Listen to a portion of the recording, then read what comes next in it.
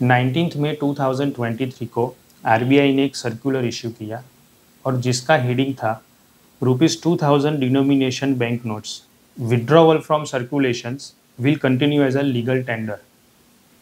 ये सर्कुलर आने के बाद बहुत अलग अलग कन्फ्यूजन्स क्वेश्चंस अभी है सबके दिमाग में, काफ़ी सॉल्व भी हो चुके हैं।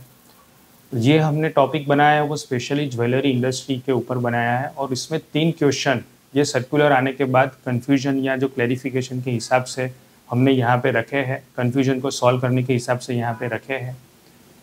फर्स्ट क्वेश्चन, क्या ज्वेलर 2000 की करेंसी नोट कस्टमर से एक्सेप्ट कर सकते हैं? The first question. Second question is, अगर ज्वेलर वो 2000 की करेंसी नोट एक्सेप्ट करते हैं तो क्या उसको बैंक में डिपॉजिट कर सकेंगे?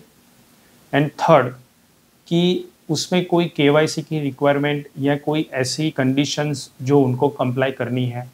ये 3 रिमोट क्वेश्चन है जिसको अभी हम डील करेंगे। पहला क्वेश्चन, क्या ज्वेलर 2000 की करेंसी नोट अगर कोई कस्टमर्स ज्वेलरी परचेस करने के लिए आए उनके पास तो उनसे एक्सेप्ट कर सकते हैं या नहीं कर सकते? तो इसका जवाब देने से पहले मैं गवर्नमेंट ने मतलब आरबीआई ने कल जो सर्कुलर इश्यू किया उसके साथ साथ ही एफएक्यूज इश्यू किए। वो वन लाइनर का एक एफएक्यू है, वो मैं यहाँ पे रिप्रोड्यूस कर रहा हूँ। Can 2000 bank notes be used as a normal transactions? Yes, members of the public can continue to use 2000 banknotes for their transactions and also receive them in payment.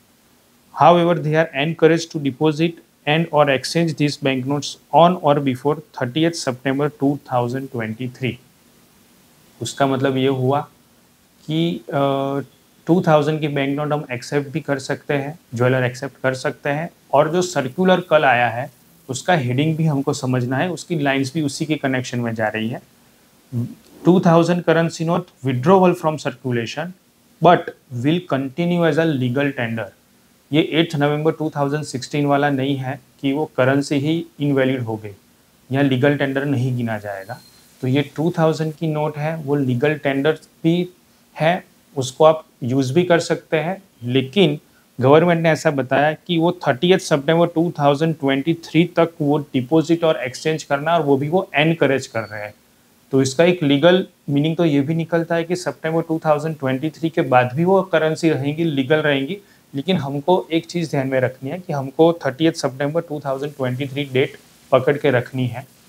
तो कोई कस्टमर आता है और 1.5 लाख का ज्वेलरी या कोई डायमंड या ring लेके जाता है ज्वेलर के शॉप से और 2000 की करेंसी की नोट्स वो दे रहा है कस्टमर, तो डेफिनेटली पहले जैसे हम एक्सेप्ट कर सकते थे उसको आज भी एक्सेप्ट कर सकते हैं।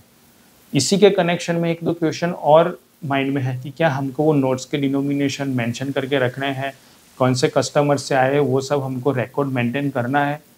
नो, कोई लीगल रिक्वायरमेंट नहीं है। तो पहले जैसे अप टू 2 लाख की जो लिमिट में हम कैश एक्सेप्ट कर सकते थे कोई भी डिनोमिनेशन में, वही चीज़ आज कंटिन्यू रहेगी। This is the answer of the first question. Second, क्या ये बैंक में हम डिपॉजिट कर पाएंगे या फिर हमको इसको एक्सचेंज ही करना है? डिपॉजिट कर पाएंगे, इसके लिए हम 6 नंबर का एक गवर्नमेंट ने आरबीआई ने जो एफएक्यूज लिया है उसको हम रिव्यू करते हैं। Is there a limit on deposit of ₹2000 bank notes into a bank account? Answer बताया आरबीआई ने, deposit into bank account can be made without restrictions subject to compliance with the extent of know your customer norms as per the applicable statutory regulatory requirement। Bank में अगर आपका KYC updated है तो आप definitely कर ही सकते हो, उसमें कोई लिमिट नहीं है। आप 2 लाख डिपॉजिट करो, 2 करोड़ डिपॉजिट करो, जैसा आपका बिजनेस का वॉल्यूम है। आप 2000 की करेंसी नोट एक्सेप्ट भी कर सकते हो कस्टमर से और उनको डिपॉजिट भी कर सकते हो। जो 20,000 की लिमिट दी है पर डे पर पर्सन की, वो पर ट्रांजेक्शन में वो एक्सचेंज के लिए है, डिपॉजिट के लिए नहीं है। मतलब मेरे पास मीत जाड़ावाला की पर्सनल कैश पड़ी है 50,000 की और उसमें 2000 की 25 नोट्स है और मुझे उसको डिपॉजिट नहीं करना है, सिर्फ एक्सचेंज करना है, तो मैं एट अ टाइम 20,000 की ही एक्सचेंज कर सकता हूँ। 10 नोट्स ही एक्सचेंज करके मैं उसको 500 या 100 में कन्वर्ट करके वापस ले सकता हूँ। लेकिन जो डिपॉजिट करनी है उसमें कोई लिमिट नहीं है। थर्ड क्वेश्चन, क्या कस्टमर के केवाईसीज हमको रखने हैं जो हमको 2000 का पेमेंट्स कर रहे हैं? नो। कस्टमर की केवाईसी के लिए एक इनकम टैक्स, एक जीएसटी एंड एक होता है पीएमएलए एक्ट। इनकम टैक्स में 2 लाख की लिमिट है, जो ऐसा बताता है कि अगर 2 लाख से ज़्यादा अगर कोई कस्टमर परचेस कर रहा है तो आप कैश में पेमेंट नहीं ले सकते और उनका पैन कार्ड आपको रखना है। तो up to 2 lakh cash payment is allowed as per the income tax act, and उसमें भी उनका कोई केवाईसी की रिक्वायरमेंट नहीं है, जो पहले भी थी वो आज भी है। Third, GST act.